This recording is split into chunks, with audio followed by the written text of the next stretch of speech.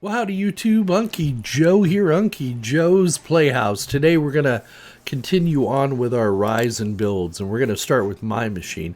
Actually, I'm recording this video on my new Ryzen build, so buckle up, Buttercup. We're going to get to the specs here in just a minute and show you how we did it.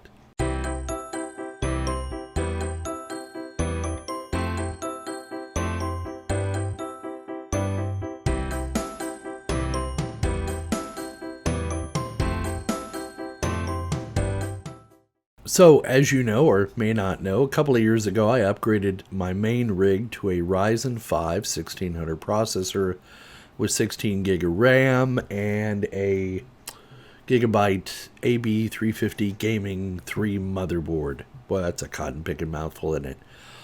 It was a very stable system. I had originally started out with a GTX 950 NVIDIA video card in there, and then it switched to the Radeon RX 570 that I got a good deal on eBay. It was a used mining card. So I haven't completely replaced everything in my daily PC, but I'm going to go over the parts that I've put in it and the build process and what I used. Maybe that'll help you.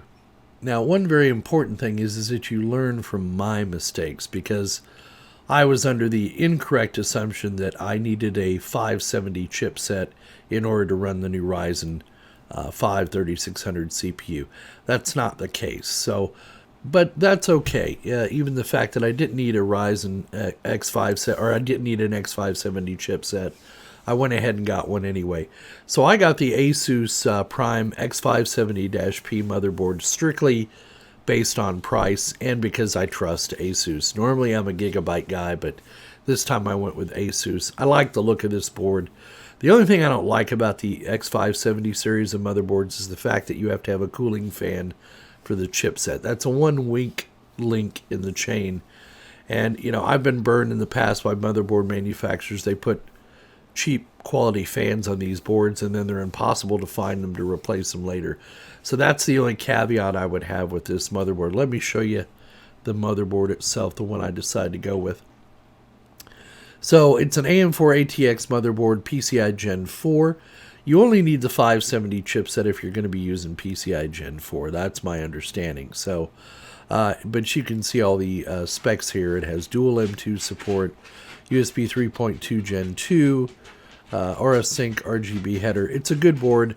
I paid $169 for this board. Now, it doesn't include the built-in back plane on the unit, you know, like a lot of these higher-end boards have, which I found a little strange because, you know, $169 for a board, you would think it would have the built-in back plane, but it's probably, in hindsight, a good thing that it did not have that back plane, because I'll show you why here in a minute, the problem I have with it.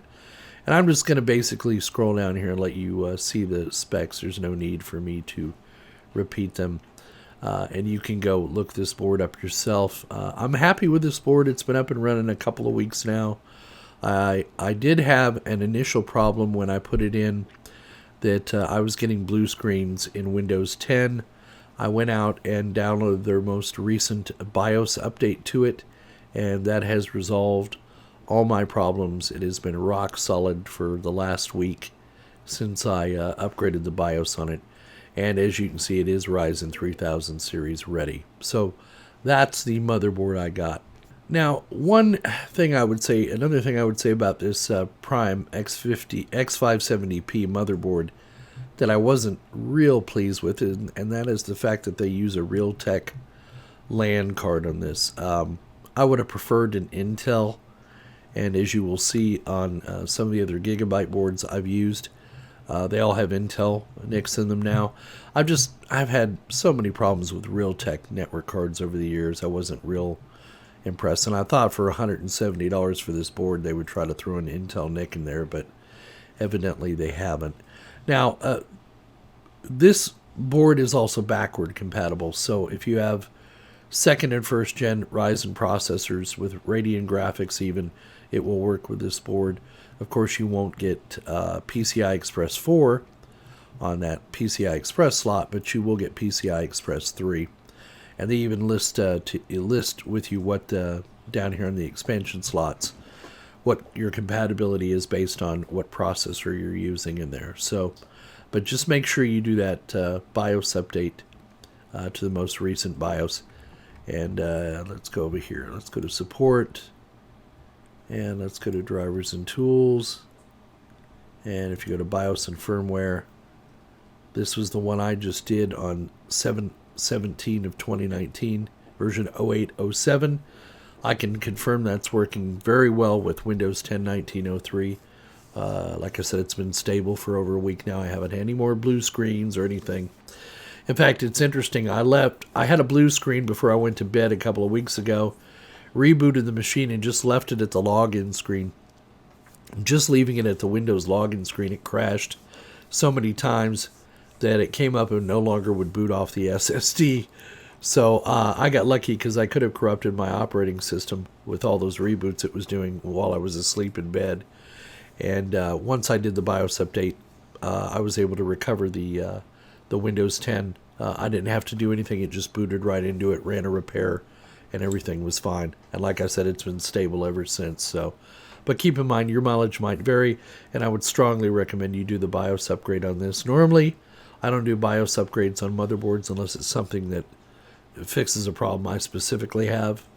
But here lately with these new Ryzen processors, I would recommend you keep your BIOS updated to the latest non-beta BIOS version just to ensure that you don't have any problems with Windows. Now the RAM I went with is the Corsair Vengeance LPX 16 gig 2x8 DDR4 3200 desktop memory. Now when I got this memory, it was $79. I did get it off of Newegg, and you can see the price has gone up to $84.99. I'm not a big gamer. It has a decent cast latency of 16. I don't believe it's XMP compatible, but that's not a big deal for me. I am not an overclocker by any sense of the imagination. I want a stable system that I can edit video on and record with OBS.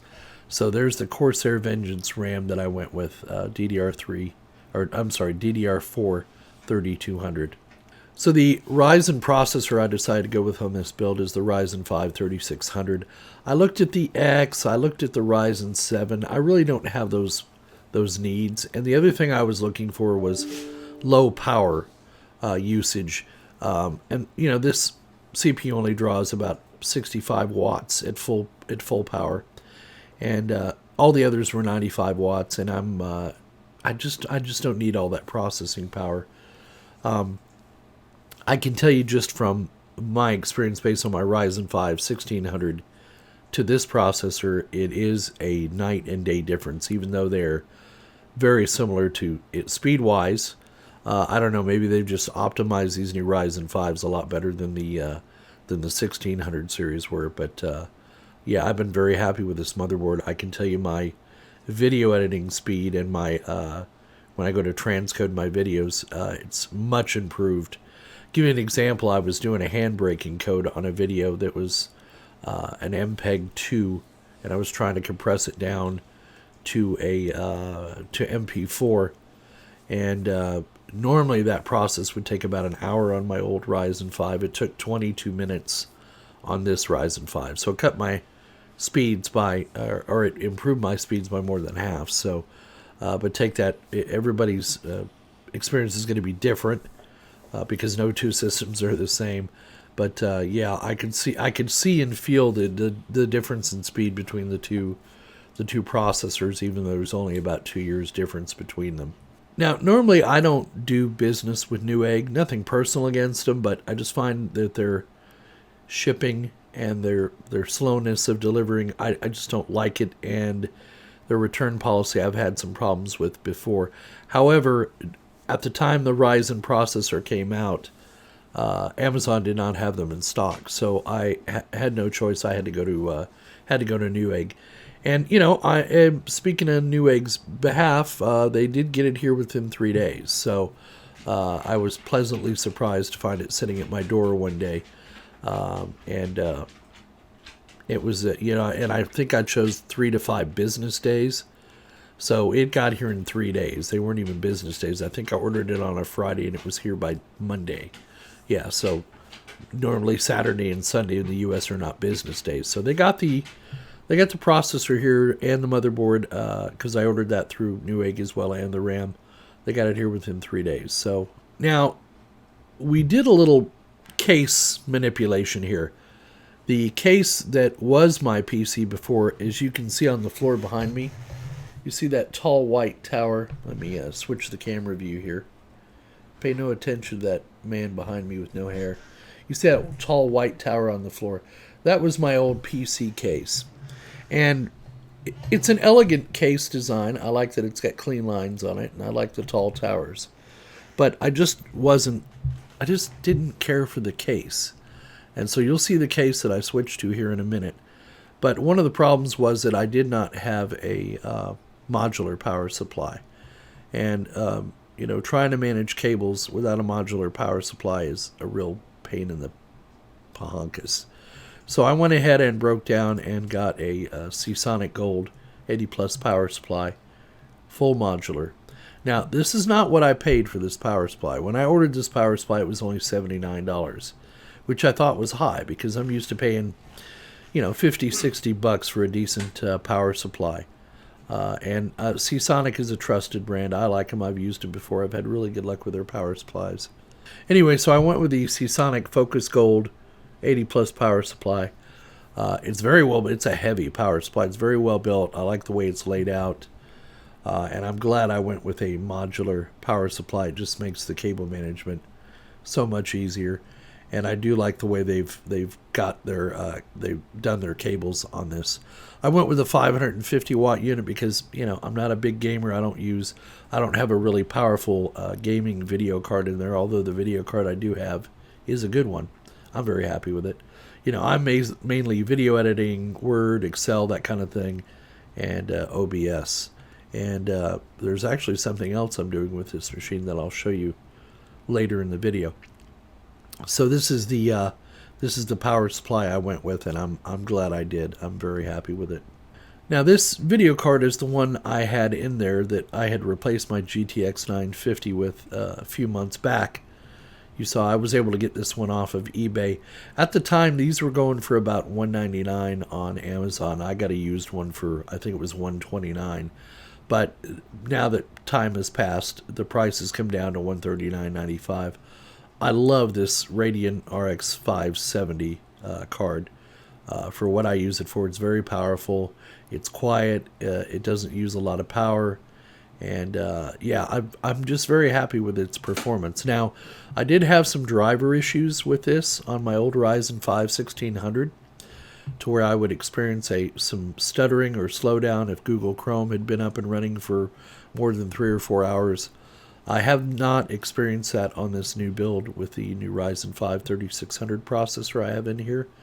But I cannot say enough good things about this Radeon card. I'm just very happy with it. I've had, like I said, what's to say? It's a good video card.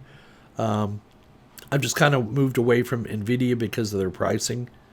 I think they're just, I'm just not happy with their pricing. So anyway, Gigabyte Radeon RX 570, very happy with my choice to purchase that card and put it in there. All right, so the other items I have in this unit are a Samsung 850 SSD drive. That's my boot drive. I have a SanDisk Ultra 2 1 terabyte SSD drive. That's the drive I use for my video editing and OBS Studio captures, that kind of thing. And then I have an older 1 terabyte spinning drive in there as well. In addition to that, I have a DVD Blu-ray combination in there so I can rip Blu-rays and burn DVDs if I need to. Yeah, I know, I'm old school. I still use DVDs. Now, the case that I chose, I'm about to show you the case that I chose. I just like this case. Yeah, I'm a big fan of Battlestar Galactica. This case kind of reminds me of a Cylon from Battlestar Galactica. I'm not into the flashy LEDs and all that stuff, but I just like the look of this case. And the fact that I could shove a couple of 5 1/4 inch Blu-ray and DVD drives into it. The problem I had, though, with this case is that it does not have risers, the little stud risers in it like most cases do. This thing actually has a little bump in the case, a little metal bump in the case. and it's about as big around as my thumb, and about as, it's about that tall. It comes off the bottom of the board. The problem I had was I wanted to use, I'd bought three Ryzen, new Ryzen boards. Two were Gigabyte, one was from ASUS. And I wanted to use the Gigabyte board in this unit, but the problem is that the little mounting on the back, the faceplate, has a little bracket that goes underneath the board and connects on with a screw. And they put this right next to one of the screw holes for the motherboard to mount into the case. And the problem is that because it has this rise, it has this little bump on the case, it was not far enough away from that bracket, and I'll show you that in the video, in order to mount in the case. So I could not get the motherboard to line up. So that was another reason I went with the ASUS board in my build, because I was initially going to go with that Gigabyte board. Alright, so I've taken some quick views of the case so you can see what I'm talking about. You see how it looks like a little bit like a Cylon. I just like it. The thing I like about it best is on the top here. It's got that drive tray. So in a pinch, if I need to get data off another drive, I could do it. And then, of course, it's got 3 5.25-inch bays in the front. And it also has USB 3 on the front and USB 2 and headphone and speakers. So all in all, it's just a really good case. Alright, and here's a view of the unit out on the bench before I was getting ready to put it into the unit.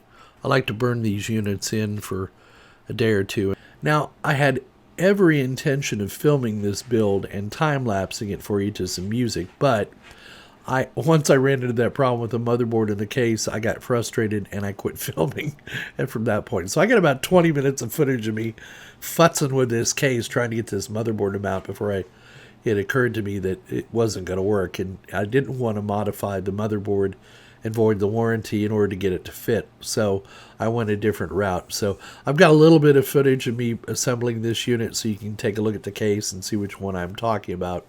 So I'll show you a couple of minutes of that, and then we'll move on to benchmarking. Now, I'm not a big fan of benchmarking because benchmarks are so subjective, but I can give you an idea. I'll run a Cinebench test, both a 15 and a 20, just give you an idea of how fast it is, and then I'll do maybe I'll do a test with one of the other benchmarking programs and show you some of the results on that. So let's go take a look at both of those things right now. Now, initially I intended to film the entire build, but as you'll see, I hit a rough spot and my frustration kind of grew.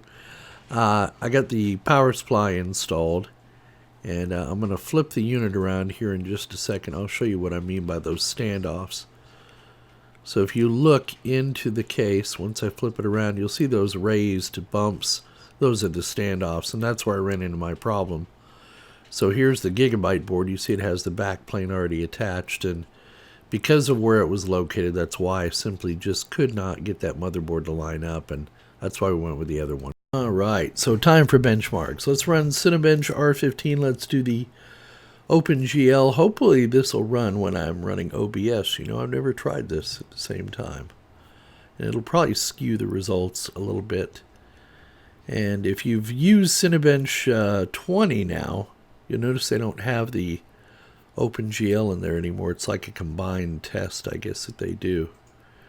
So let's see what happens with me sitting there on the screen.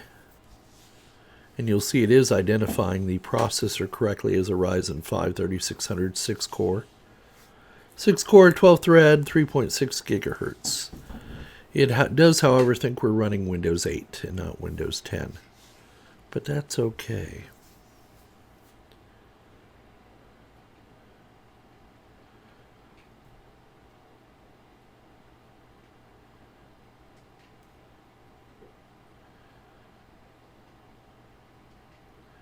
So with OBS up and running, we get a CB score of 111.62 frames per second. So that's faster than my old GeForce GTX 950. I'm surprised that's the highest card they have on there. I would like to have compared that to a newer card, but that's okay. I'll take that score. It's just fine with me.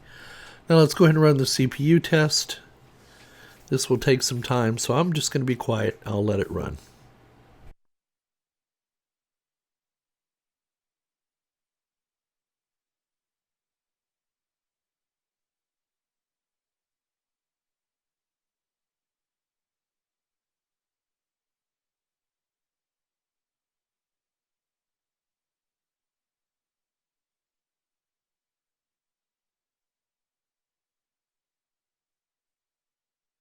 And there you go. I get a 1408 CB score, so I beat out an Intel X5650, X5670, also an i7-3930K CPU. So I assume those tests are good.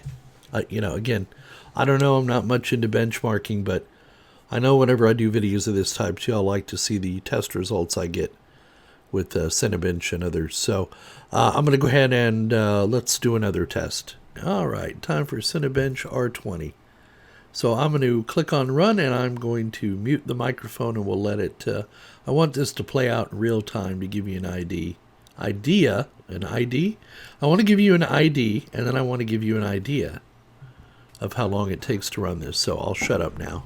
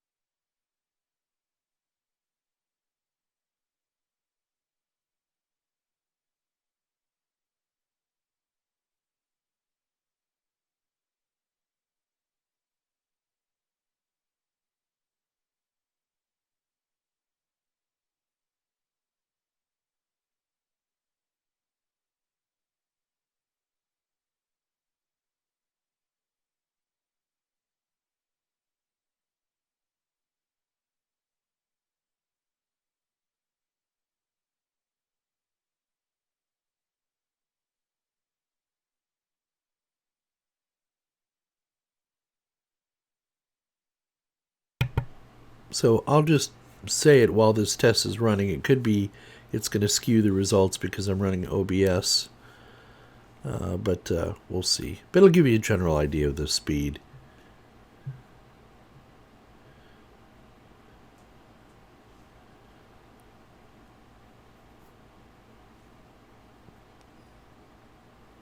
There we go, 2869 points. So I'm scoring better than a 5650 Xeon and an i7-7700K. And I don't remember what the i7-7700K processor cost when it came out, but I assume it was quite a bit more than I paid for this $200 Ryzen chip. So yeah, did I get my money's worth spending $200 on a Ryzen 6 core? Yes, I did.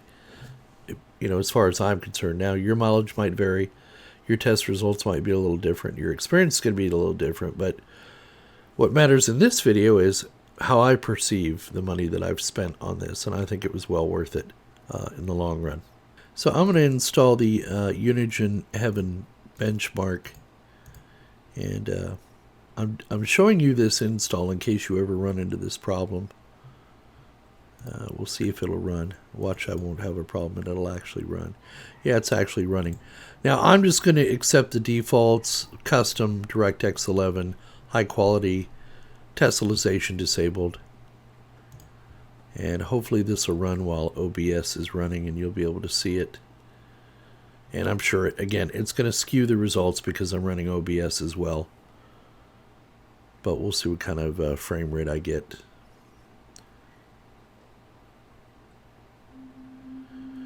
Alright, there you go. So I'm getting about 62 frames per second. I can tell you the image quality on my end is pretty stunning on these 24-inch monitors. But I'll go ahead and run the benchmark and I'll shut up while it's running. and we'll see what kind of test results we end up with.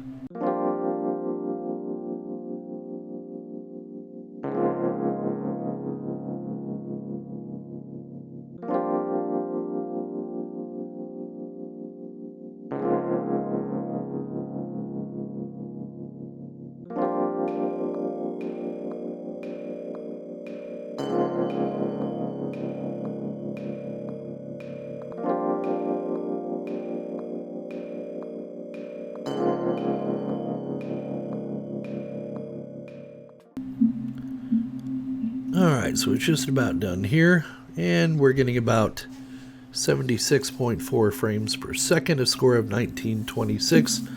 Don't know what that means, don't care. All I know is it's working. So, there's our Unigine Heaven benchmark. Well, there you go. There's the build and the benchmarks, and, you know, who cares? I'm not a big gamer, but this is a very capable gaming machine. I would say it would play, you know, 90 to 95% of modern games with very good frame rates, just based on what you saw from the benchmarking.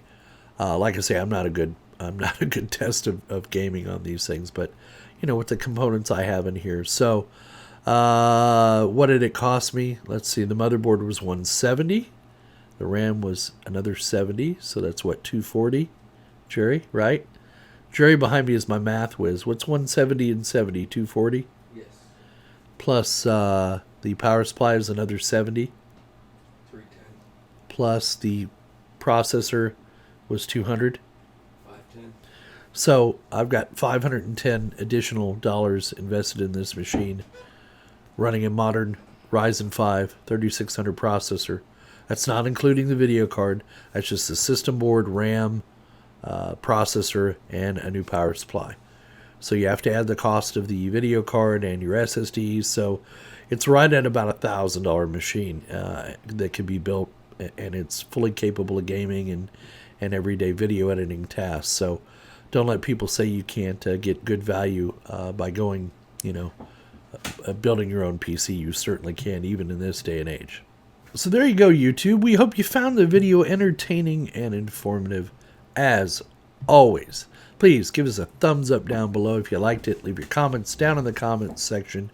Donate if you're so inclined. In fact, it was your generous donations through PayPal and Patreon and by watching ads on my videos that made me capable to purchase these parts. So now, not all the money came from Patreon or PayPal. I always have to pay a little bit out of pocket, but it allows us to bring you some of these videos on these newer components and products.